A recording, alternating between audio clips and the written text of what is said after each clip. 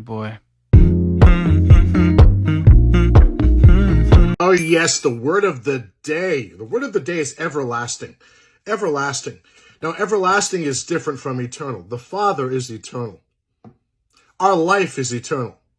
Let's call everlasting something called the never-ending story. I had it one way. I love what Pat Halloran used to say.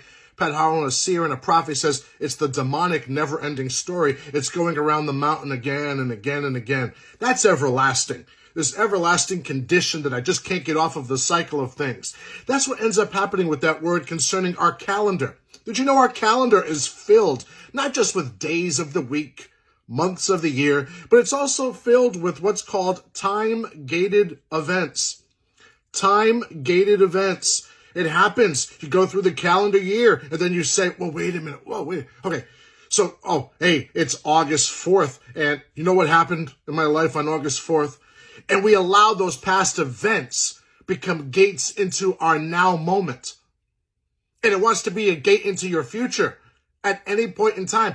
The calendar year is filled with gates, and it's what we allow to come through those gates. It can be, yes, oppression, depression. This is a point to be sad. This is a point to be hurt, and it affects your now moment.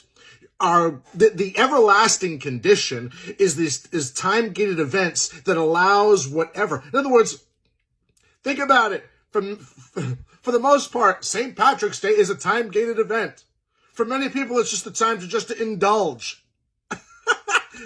or whatever. Around here in Tampa Bay, we have something called Gasparilla.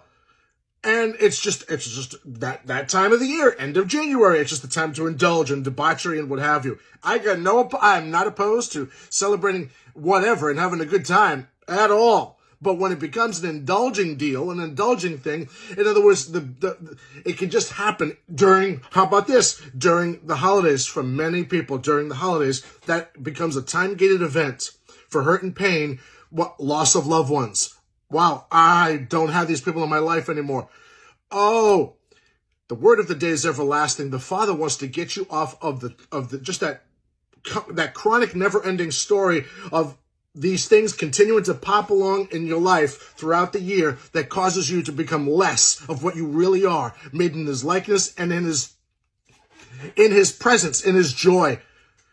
In His presence and His joy is pleasures forevermore, and what wants to get you off of those pleasures forevermore, evermore, eternal pleasures He has for you and I, what wants to get us off of that are these time-gated events, what's called the demonic never-ending story of the everlasting condition of allowing these things in our lives throughout the year to go ahead and have a voice into our now victory, into our now peace, into our now moment.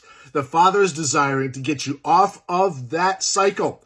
Don't think you have to be held there because of some kind of guilt. Well, that means I'll forget such people.